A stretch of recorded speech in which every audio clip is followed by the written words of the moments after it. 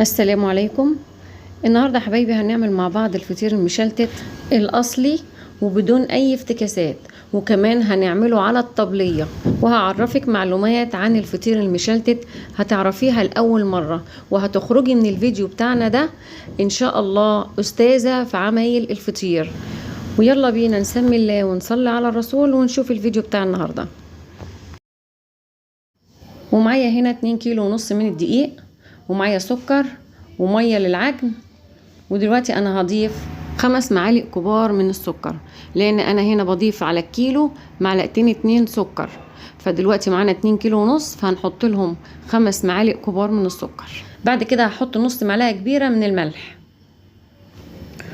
وبعد كده اقلب كل المكونات كده مع بعضها، وبعدين انزل بالمية بقى اللي موجودة معانا. بننزل شوية بشوية كده لحد ما الدقيق يختفي تماما من قدامك. بعد كده بتعجني لحد ما العجينة تيجي تبصي تلاقيها كده بدأت تسيب من ايديكي، وفي نفس الوقت احنا عايزين العجينة تبقى لينة، مش عايزينها تجمد معانا. ودلوقتي بعد ما خلصت عجين هجيب صينية بقى كده كبيرة وادهنها بشوية من الزيت عشان خاطر اقطع عليها العجين. وكمان انا هعملهم 6 كور كبار، يعني هيبقوا 6 فطاير. ولما تيجي تقطعي العجين تبلي ايدك كده بمسحه من الزيت عشان خاطر العجين ما يلزقش فيها. وكمان كل كوره من دول هنبلها من فوق كده بمسحه من الزيت عشان خاطر لما نسيبها، احنا هنسيبها كده تريح مثلا 10 دقايق، فعشان لما نسيبها ما تعملش قشره، ما تنشفش يعني العجينه. وبصي بقى كده يا مرايا، بالنسبه للماده الدهنيه اللي هنستخدمها للفطير، انا هنا معايا كوبايه كبيره من الزيت، ومعايا كمان كوبايه كبيره من السمنه ومسيحاها، هضيفهم على بعض تمام كده. والطبق اللي قدامنا ده فيه قشطه، انا بجمعها دايما من على وش اللبن لما بكون غاليه لبن واحطها في الفريزر. تمام، هاخد منها 3 معالق كبار.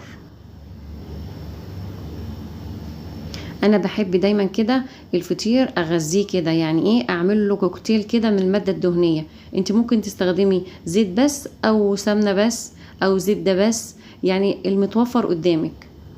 بس انا لما بعمل الكوكتيل ده بصراحه بيبقى جميل جدا وبيدي ريحه حلوه، فكله مع بعضه كده بيظبط نفسه بصراحه. قلبت القشطه كمان معاهم كده، خلاص كله كده اندمج مع بعضه اهو.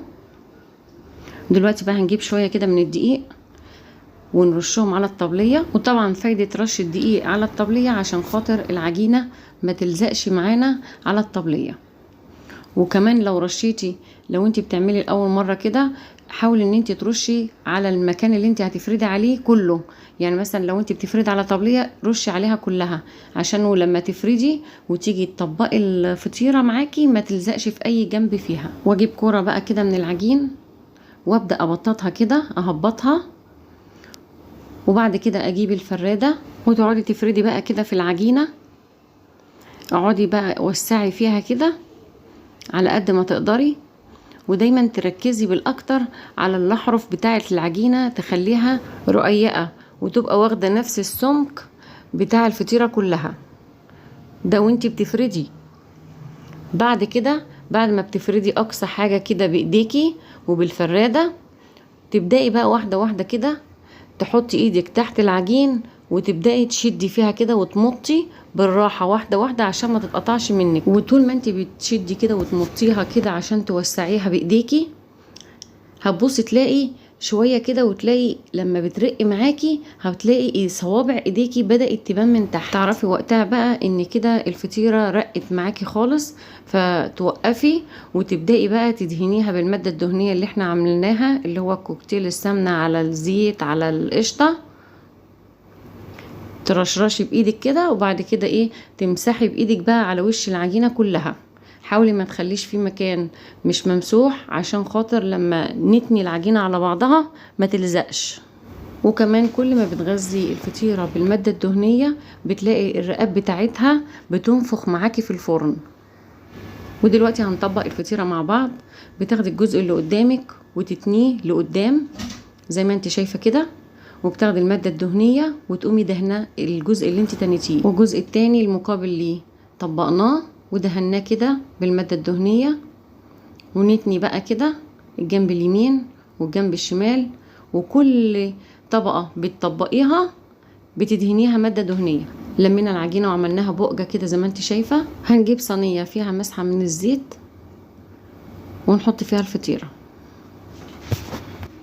ودلوقتي هعمل معاكم واحدة كمان هفردها، بس هعرفك بقى في حالة لو انت يعني مش عارفة تفردي العجينة خالص، يعني بتفرديها مثلا بتشد منك، بترجع تاني مكانها، ما بتتمطش، مش عايزة تتفرد معاكي او بتتقطع معاكي، في الحالة دي هتعملي ايه؟ هقولك هنا بقى تعملي ايه. وقبل ما نبدأ يا ريت يا حبايبي اللي وصل معانا لحد هنا ما ينساش يدعمنا باللايك، واللي اول مرة يشوفنا اتمنى ينورنا بالاشتراك. دلوقتي احنا هنبطط العجينة ونفردها زي ما عملنا في الاول بالظبط، ونقعد نفرد فيها لحد اقصى حاجة ما ترقي معانا خالص. في الوقت دون بقى بتسيبي العجينة خالص، ما بتمديش ايدك عليها، وتسيبيها لمدة 10 دقايق. العجينة في الوقت ده بترتاح، لما بترتاح هتيجي تفرديها هتتفرد معاكي بكل سهولة، وفي نفس الوقت هتلاقيها رقيقة جدا جدا جدا. شايفين هنا بقى يا حبايبي الفطيرة غطت الطبلية كلها، والسبب هنا ايه؟ ان انا سبت العجينة بعد ما فردتها بالبطاطا وشدتها كده سبتها 10 دقايق. العجينة ريحت، اتمطت معايا بكل بساطة وبكل سهولة. فبالنسبة لك لو بتعملي الأول مرة، بعد ما تفرديها بالبطاطا سيبيها لحد ما تريح، يعني سيبيها 10 دقايق، بعد كده شدي بإيديكي هتبصي تلاقيها بتتفرد معاكي. العجينة بتبقى بسيطة جدا. بعد كده بندهن بالمادة الدهنية زي ما انت شايفة كده، ونبدأ بقى ايه نطبق التطبيقات دي اللي هي الرقات، وهنطبقها بنفس الخطوات اللي احنا عملناها في الأول. وما بين كل تطبيقة بندهن المادة الدهنية طبعا عشان الخاطر الفطيرة تطلع مورقة معاكي وتنفخ في الفرن وتبقى كده ايه كريسبي كده وجميلة. ودلوقتي هاخد قطعة قشطة حلوة كده واحطها على وش الفطيرة من فوق.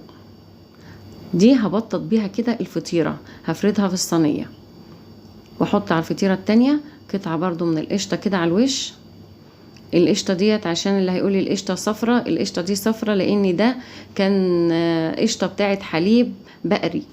ودلوقتي هبطط الفطيرة كده زي ما انت شايفة، هفردها في الصينية عشان خاطر ندخلها الفرن. في حالة بقى يا أمرايا لو انت عايزة الفطيرة تطلع معاكي رقيقة، بتبططي فيها لحد ما تطلع السمك بتاعها يبقى رقيق، يعني بتبططي كده لحد ما تملى مثلا الصينية. اما لو انت عايزاها يبقى فيها رقات كتير كده ومشلتيته بقى كده بتاع زمان كده، يبقى تسيبي سمك الفطيرة تخين، بمعنى ما تفردهاش جامد لحد ما تملى الصينية. ودلوقتي بعد ما دخلناها الفرن شايفة بدأت تنفخ معانا ازاي، واحدة واحدة كده هتبص تلاقيها نفخت كلها اهو بالشكل اللي قدامك ده. ودلوقتي استوت معانا اهي ما شاء الله، حلوة جدا وحمرها ممتاز.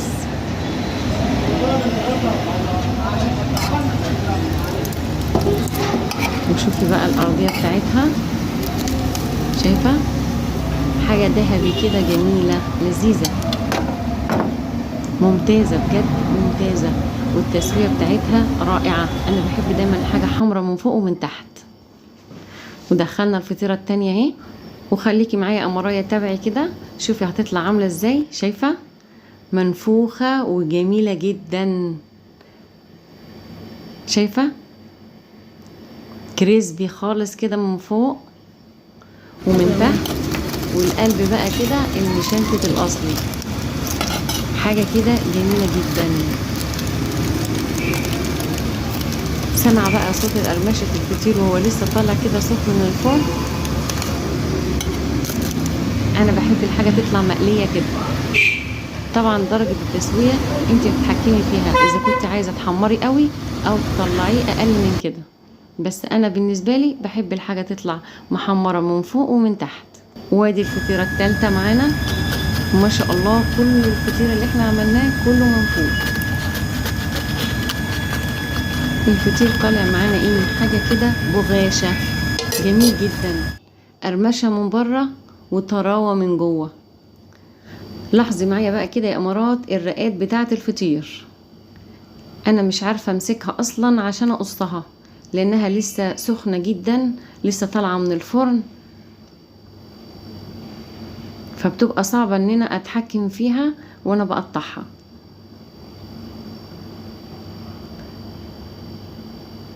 شايفة ما شاء الله. بصي بقى كده، شايفة الرقات رقيقة جدا خالص ازاي. طبعا احنا مش عارفين نمسكها بايدينا، فانا بالمقص كده عمالة ارفع عشان خاطر اوريكي الرقات اللي احنا عملناها مع بعض. ما شاء الله بصراحة شوية فطير جمال جدا جدا جدا،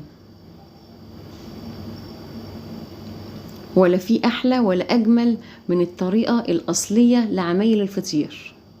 بتطلعي فطير ما شاء الله 10/10. ويا رب اكون افدتكم وقدرت اوصل لكم المعلومة بكل سهولة، وتكونوا استفدتوا من الفيديو بتاع النهاردة، وان شاء الله تقدروا تعملوا الفطير اللي احنا عملناه مع بعض بكل سهولة. وطبعا انت لما بتطلعي الفطير بتحطيه كله على بعضه كده عشان طبعا يطرى معاكي وتاكليه بالهنا والشفا. اتمنى يكون الفيديو بتاع النهاردة نال اعجابكم. دمتم سالمين.